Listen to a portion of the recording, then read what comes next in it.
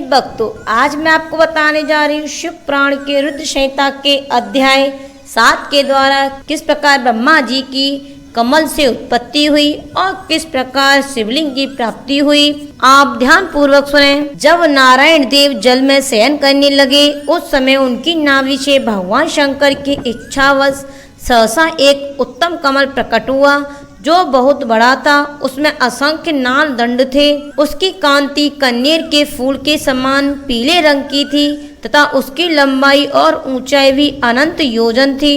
वह कमल करोड़ों सूर्यों के समान प्रकाशित हो रहा था। सुंदर होने के साथ ही संपूर्ण तत्वों से युक्त था और अत्यंत अद्भुत परम रमणीय दर्शन के योग्य तथा सबसे उत्तम था। तत्पश्चात कल्याणकारी परमेश्वर शाम सदाशिव ने पूर्वत प्रयत्न करके ब्रह्मा जी को अपने दाहिने अंग से उत्पन्न किया। उन महेश्वर ने ब्रह्मा तुरंत ही अपनी माया से मोहित करके नारायण देव के नाभि कमल में डाल दिया। लीला पूर्वक ब्रह्मा जी को वहां से प्रकट किया। पुत्र के रूप में ब्रह्मा जी का जन्म हुआ। ब्रह्मा जी के 4 मुख हुए और शरीर की कांति लाल हुई। मस्तक पर त्रिपुंड की रेखा से अंकित थे। भगवान शिव की माया से मोहित होने के कारण ब्रह्मा जी की ज्ञान शक्ति इतनी दुर्लभ हो रही थी कि उस कमल के सिवा दूसरे किसी को अपने शरीर का जनक या पिता नहीं जाना। ब्रह्मा जी कहते हैं, मैं कौन हूँ, कहाँ से आया हूँ, मेरा कार्य क्या है, मैं किसका पुत्र होकर उत्पन्न हुआ हूँ और किसने इस समय मेरा निर्माण किया है। इस प्रकार संशय में पड़े हुए मेरे मन में यह विचार उत्पन्न हुआ, मैं किस लिए मोह में पड़ा हूँ। जिसने मुझे उत्पन्न किया है उसका पता लगाना तो बहुत सरल है। इस कमल पुष्प का जो पत्रयुक्त नाल है उसका उद्गम स्थान इस जल के भीतर नीचे की ओर है। जिसने मुझे उत्पन्न किया है वह पुरुष भी वही होगा, इसमें संशय नहीं। ऐसा निश्चय करके ब्रह्मा जी उस कमल की एक एक नाल में गए और सैकड़ों वर्षों तक वहां भ्रमण करते रहे, किंतु कहीं भी उस कमल के उद्गम का उत्तम स्थान नहीं मिला। तब पुनः संशय में पड़कर उस कमल पुष्प पर जाने को उत्सुक हुआ और नाल के मार्ग से उस कमल पर चढ़ने लगा। इस तरह बहुत ऊपर जाने पर भी मैं उस कमल के कोष को न पा सका। उस दशा में और भी मोहित हो उठा।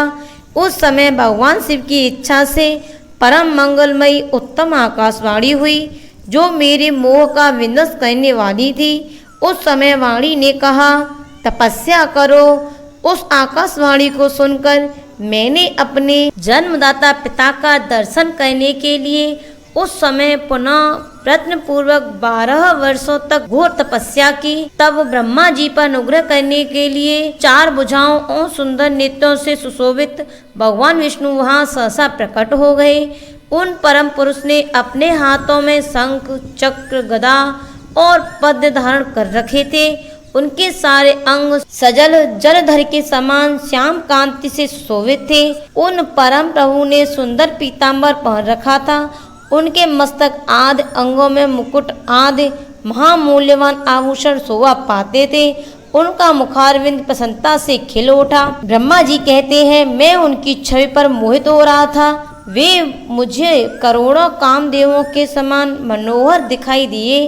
उनका वह अत्यंत सुंदर रूप देखकर मुझे बड़ा आश्चर्य हुआ।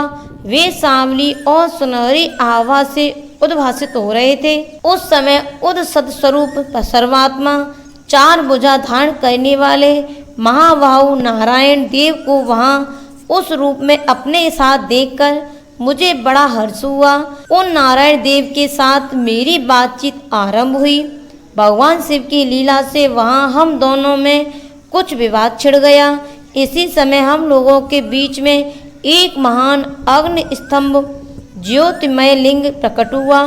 मैंने और विष्णु ने ऊपर और नीचे जाकर उसके आदि अनंत का पता लगाने के लिए बड़ा प्रयत्न किया, परंतु हमें कहीं भी उसका ओर छोर नहीं मिला। ब्रह्मा जी कहते हैं, मैं थककर ऊपर से नीचे लौट आया और भगवान विष्णु भी उसी तरह नीचे से ऊपर आकर मुझसे मिले। हम दोनों शिव की माया से मोहित थे।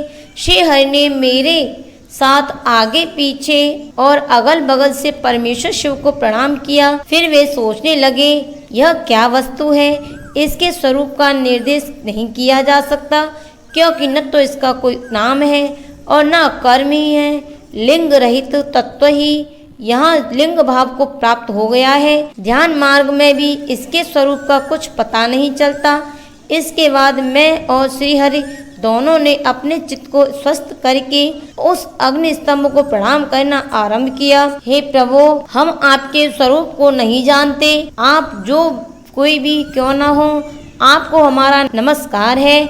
आप शीघ्र ही हमें अपने यथार्थ स्वरूप का दर्शन कराइए। इस प्रकार अहंकार से अविष्ट हुए हम दोनों ही वहाँ नमस्कार करने लगे।